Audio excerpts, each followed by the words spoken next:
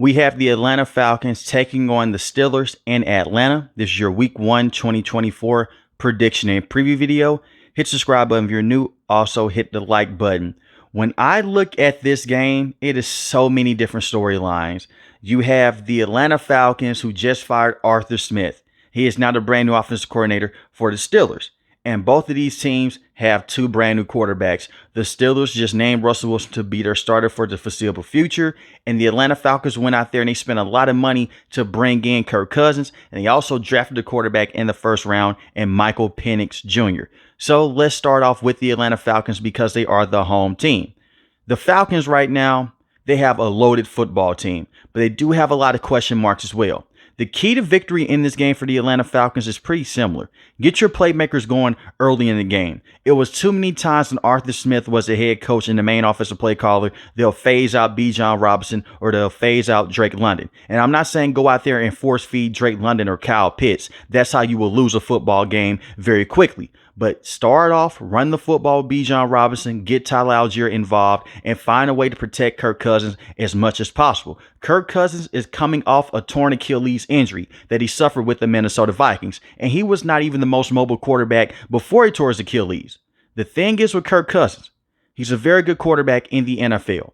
If you take care of him, he will show signs of being elite. I'm not saying that he is an elite quarterback, but he will show signs of going out there and making huge chunk plays. Give him enough time in the pocket. One of my concerns for the Atlanta Falcons is how will they look against the front seven of the Steelers with Alex Highsmith and TJ Watt. The tackles have to be out there and they have to be on their A game. TJ Watt, in my opinion, is the best defensive player in the NFL, and Alex Highsmith is no joke. A couple of years ago, he had 14 and a half sacks on the season, and he just had 7 sacks last season.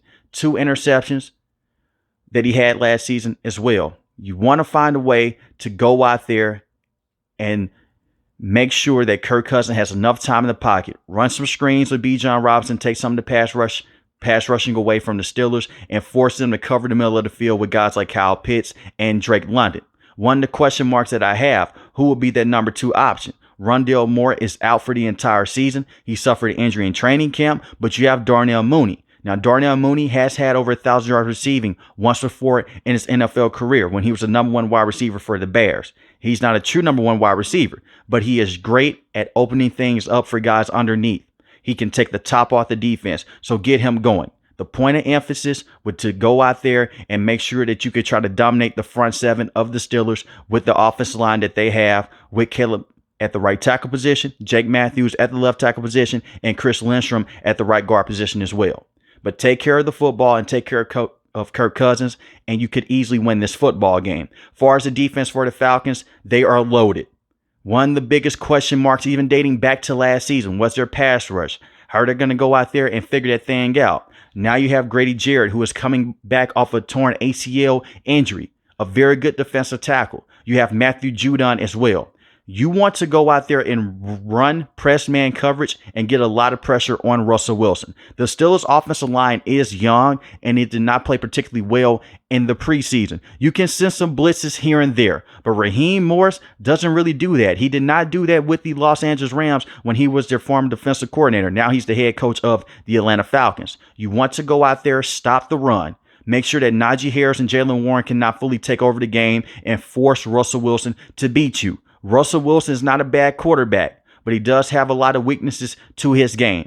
Make other weapons on the offense beat you besides the running backs and besides George Pickens as well. They no longer have Deontay Johnson, so their number 2 wide receiver is a huge question mark. And you just paid A.J. Terrell a lot of money. One of the highest paid cornerbacks in the NFL. He has to be on his A game, and he's going to have some help in the secondary. Justin Simmons, they just signed him a week ago as I record this video. A very good safety to have. You just had the best cover safety in the NFL last season in Jesse Bates. Now you have 2 safeties that can watch over the top. You can easily take away George Pickens because they will put him on the outside. And they put him inside the slot, you can still have some help around there as well. Look at what Jesse Bates was able to do last season when certain teams would put wide receivers inside the slot. He would roam around the field. Now he'll have more of the ability to do that with Justin Simmons watching things over the top.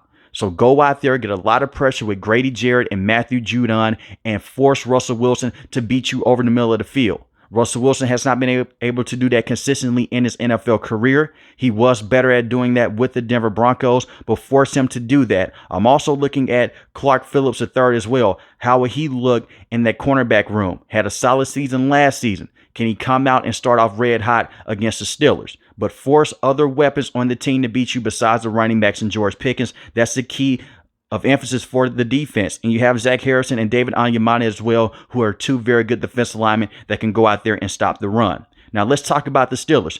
Brand new offense, it seems like. No more Deontay Johnson. You traded him to the Carolina Panthers. And now you have George Pickens as the number one guy. And you have Russell Wilson as your starting quarterback for the foreseeable future. We did not get to see much of Russell Wilson in the preseason because he was dealing with a calf injury. Right now, when I look at Russell Wilson, he's not a bad quarterback, but this offensive line gives me a lot of concern. They are young. Your starting center, Herbig, who was fumbling a lot of snaps against the Houston Texans in the first preseason game, did not look particularly well. He's going to miss all of the season anyway, dealing with a torn rotator cuff. And Isaac is going to miss the first 4 weeks as he's dealing with a pec injury. So now you have an offensive line that is scheduled to have Broderick Jones, who is entering year number 2, James Daniels at the right guard position, Zach Frazier, a rookie, at the center position. You may put Troy Fautanu at the left guard position, who is a rookie. Right now, he's the backup left tackle to Dan Moore Jr.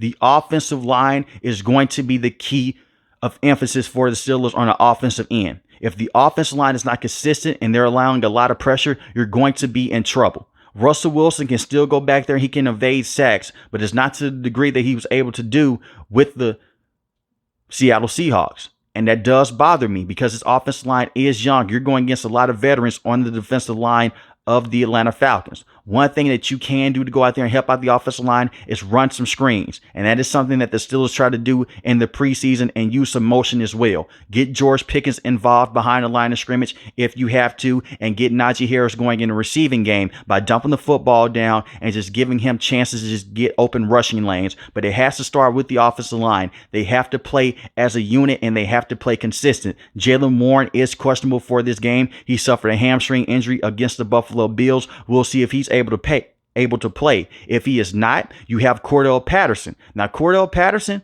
was with the Atlanta Falcons when Arthur Smith was here. He's going to want some revenge. He's a very good versatile player to have. He can be the backup to Najee Harris, and he can also do some things in the slot receiving room as well. But get George Pickens the football off the play action bootlegs, but taking care of Russell Wilson is the number one thing, just like how it is for the Atlanta Falcons to take care of Kirk Cousins from TJ Watt and Alex Highsmith.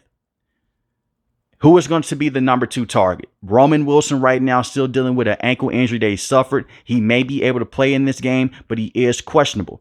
You have Van Jefferson, who was also with the Atlanta Falcons last season, and Calvin Austin III. Calvin Austin III has to step up and beat man-to-man coverage. He has shown some ability to do that in the past, but it hasn't been consistent. And part of that is because of the bad quarterback play with Mitch Trubisky and Kenny Pickett. Get the receivers going to go out there and help out George Pickens as well. In short yardage situations, get the football to Pat Freiermuth. Had a very good rookie season. Since then, he hasn't looked this good. Yes, he's dealt with injuries, but the quarterback play was bad, and the bad offensive play calling from Matt Canada did not help out either. We'll see if Arthur Smith can slow down the Atlanta Falcons pass rush, and if he can go out there and help out Russell Wilson, basically turn his career around the same way that he did with Ryan Tannehill when he was the former offensive coordinator for the Tennessee Titans. The defense, this is the best unit with the Steelers, and it was the best unit last season. They won a lot of football games because of this defense with TJ Watt and Alex Highsmith. They need to go out there and set a tone. You don't even have to blitz as much. You have TJ Watt, Alex Highsmith, Cameron Hayward.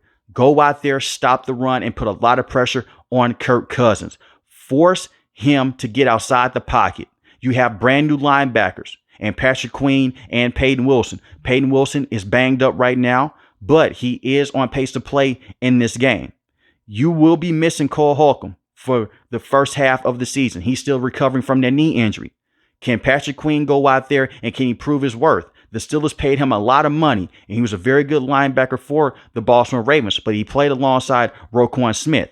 You also have a Landon Roberts, who is a solid linebacker, played very good down the stretch when those linebackers are dealing with injuries. You have to go out there and cover those tight ends in space. A guy like Kyle Pitts can go out there and change this game, and the same with Bijan Robinson as well at the running back position. Stop the run and force other weapons on the team to beat you. I think there's going to be a very fun matchup to watch Drake London and Joy Porter Jr. go at it. But you want to make sure that Darnell Mooney does not take the top off the defense. This is where Minkah Fitzpatrick comes into play.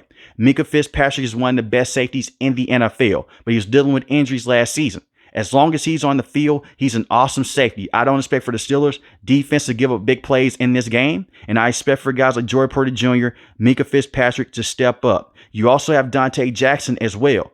You acquired him in the trade when you traded Deontay Johnson to the Carolina Panthers. And the one thing with Dante Jackson, he's played against the Atlanta Falcons a lot. He's a very good press man corner. The only thing that you worry about with him is injuries.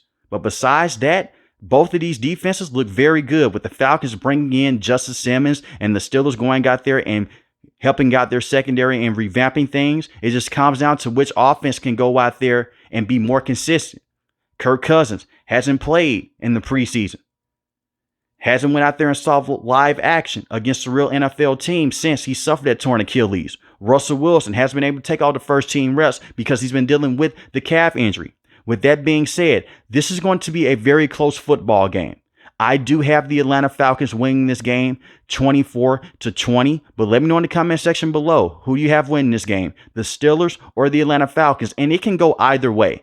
But let me know in the comment section below and let's have a discussion. If you're new to the channel, hit the subscribe button. If you like the video, hit the like button. Most importantly, want each and every last one of you guys stay safe, stay positive.